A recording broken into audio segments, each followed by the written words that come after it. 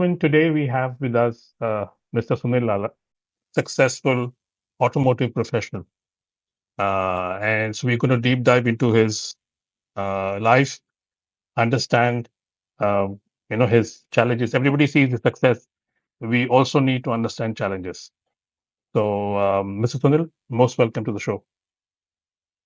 Thank you, Taj. Thank you for calling me on for this podcast. I'm really happy to see you and share my experiences. So, I read that you studied in Karnataka. Uh, I did.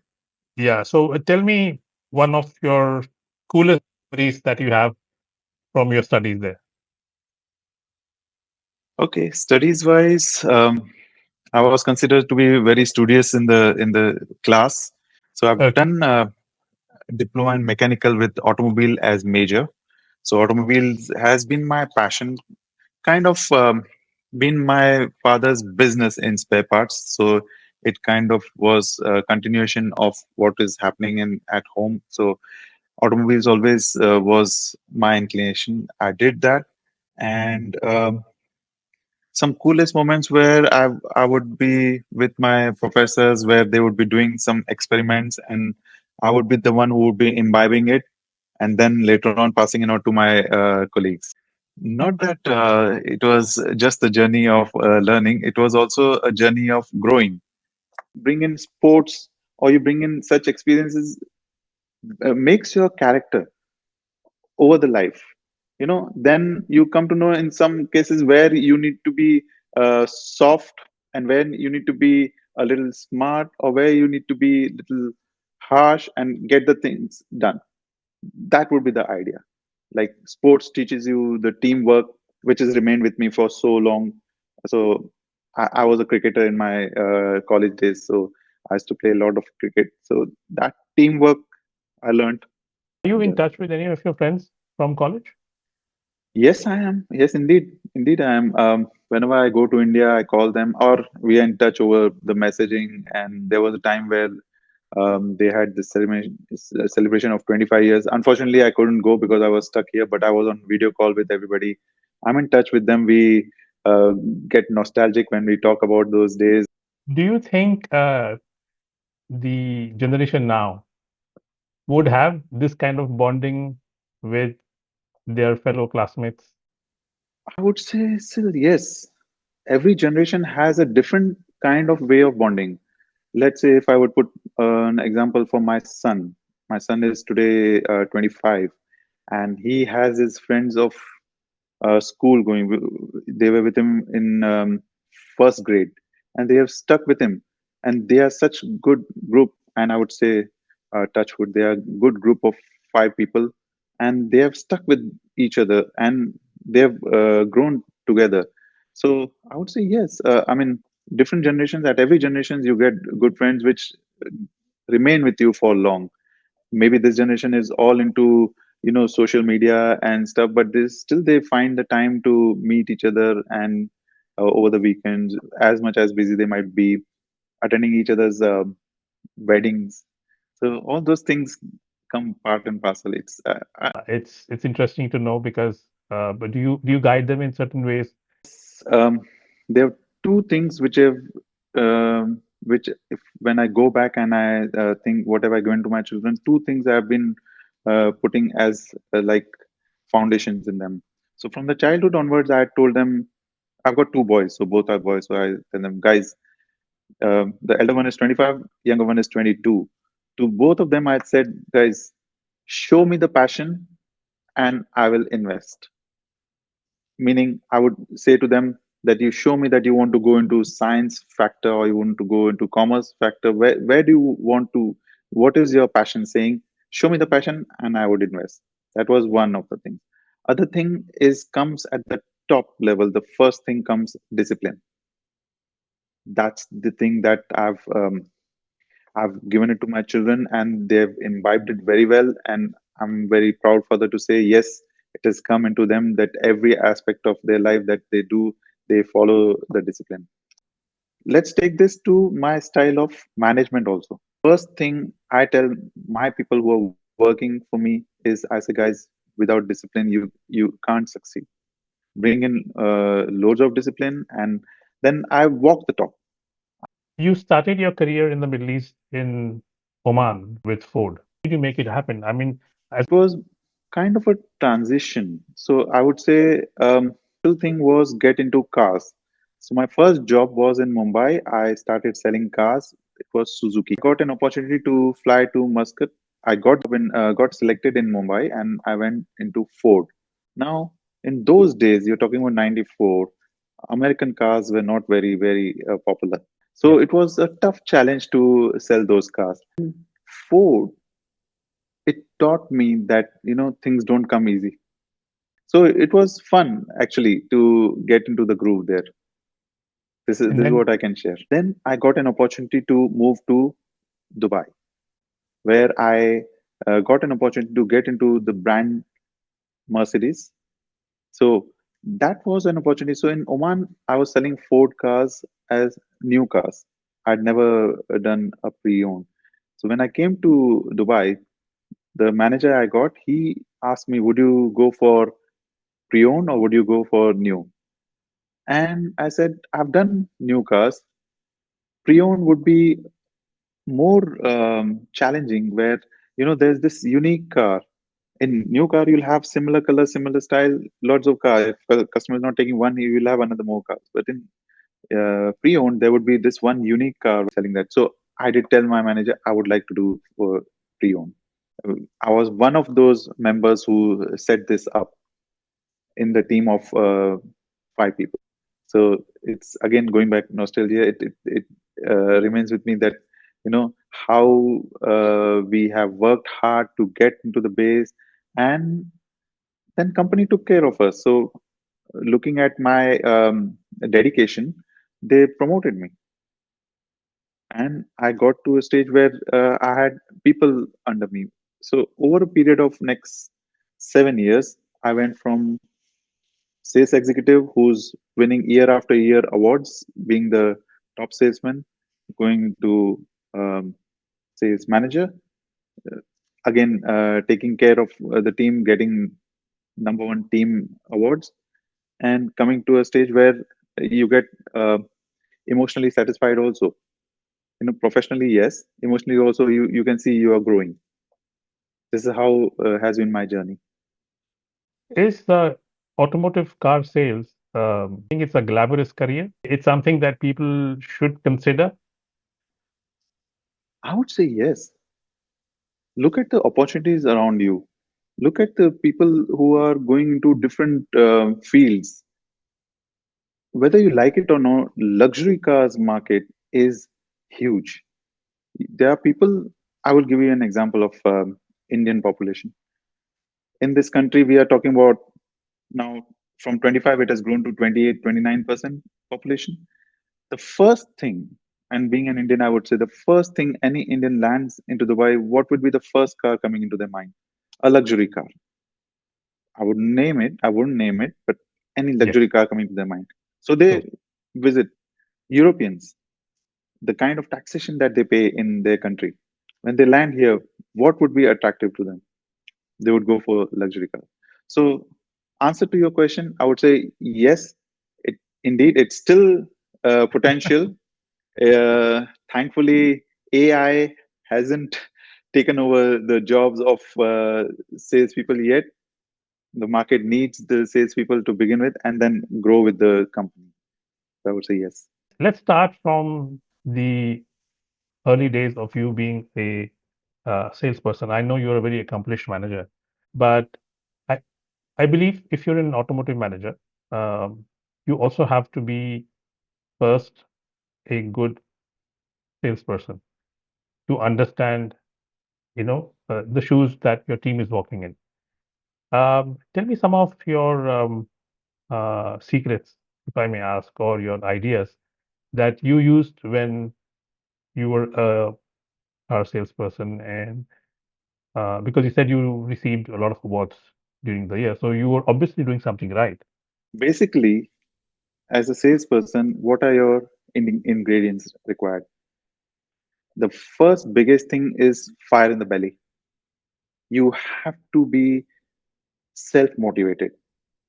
I would give you an example. In my case, I would talk to my manager and I would say, um, the way I look at my job profile, I'm talking about salesperson. I Yes. would entering the showroom and I would be saying, this table is like my own showroom. I come in every day, open the shutter, sit here and work. So this workplace is my showroom.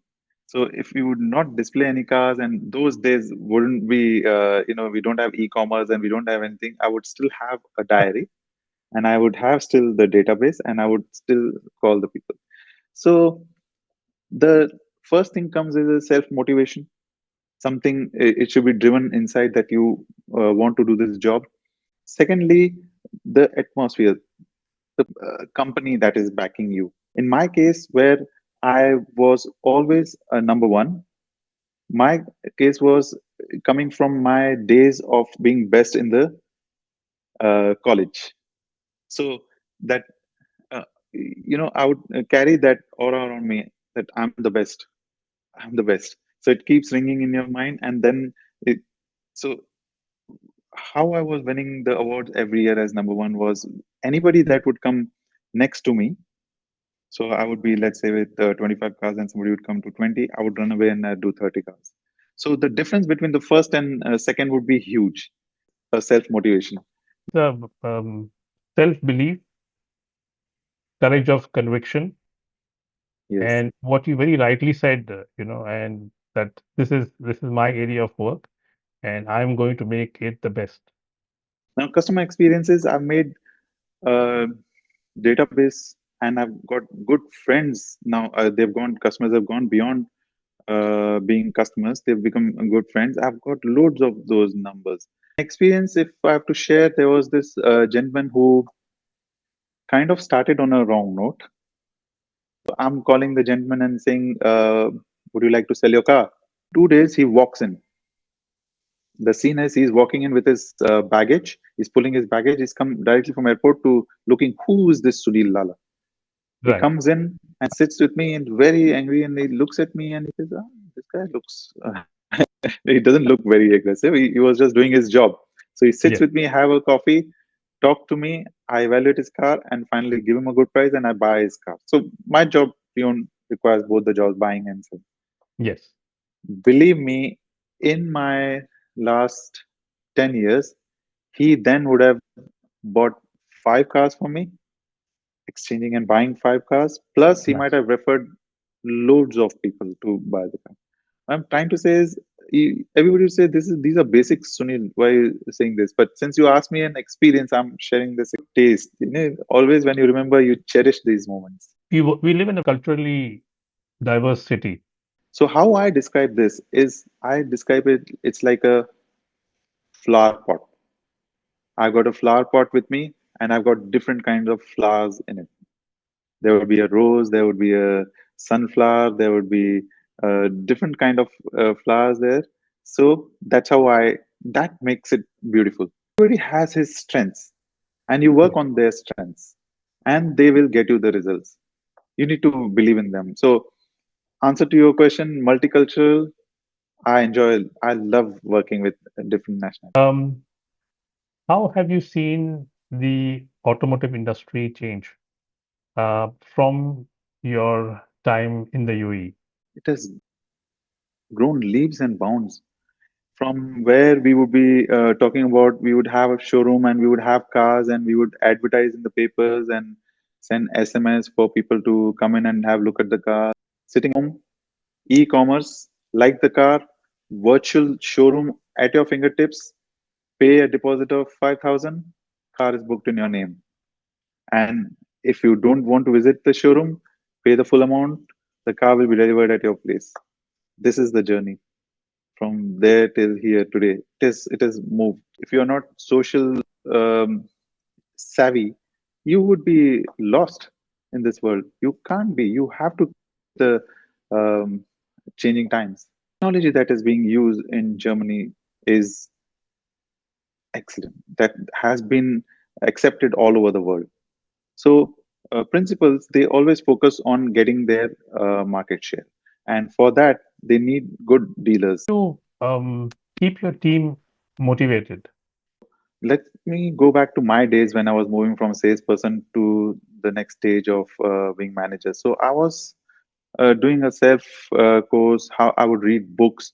There was this one book which inspired me, and I brought it into my style of management. It's called 1 Minute Manager. 1 Minute Manager teaches you that anybody who's approaching you should be approaching you not just with problem, with a solution.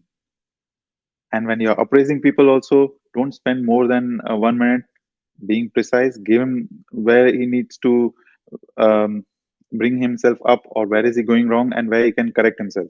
This is one thing which I'd taken inspiration and brought it into my style of management.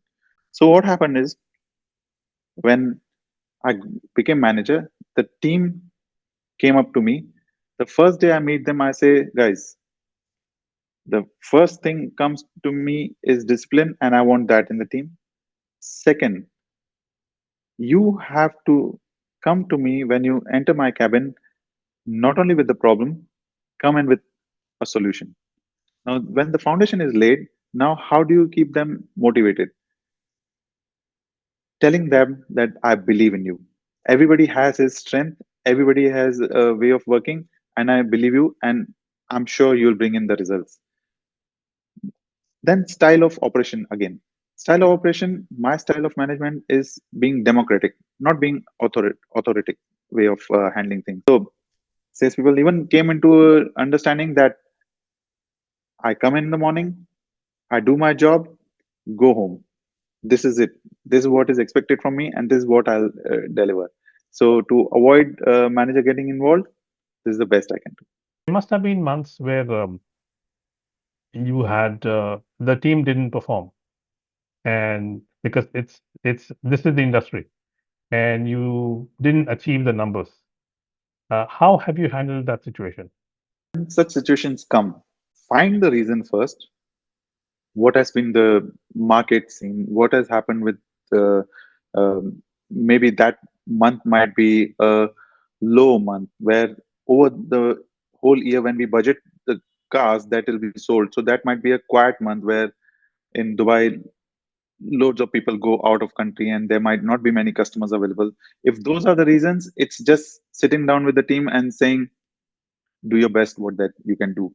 And end of the month, if that doesn't achieve is not achieved, we can understand. Now, you would say, if the team has not done well, for team not to do well, it is always the backing. If we wouldn't have a kind of stock, or we would our prices wouldn't be as per the market, or there might be some cars which might have come into the country. So it's again no good to beat. Now, why would you arrive to a month end and say there's been no performance? Whereas you have set a KPI, and KPI is monitored every day, weekly, 2 weeks. You keep monitoring, and you see some people are going down. You point it out and say, "Hey, watch, you're going down. You need to bring this up." This Yes. is how it should be. So, answer to you is, there is no such thing as bad performance. I always say there are reasons which need to be analyzed and correct.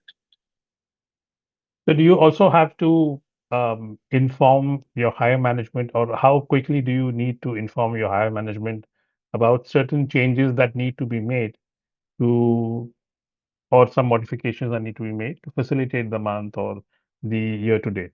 When you set the KPIs, there are some triggers which bring to your notice that yes, you need to act now, or you are facing the downhill. Is when you go back to management. There's no such thing you have to wait for 10 days, and you wait for 2 weeks, or wait for 3 weeks, and the whole month, and for next month. Management is a constant.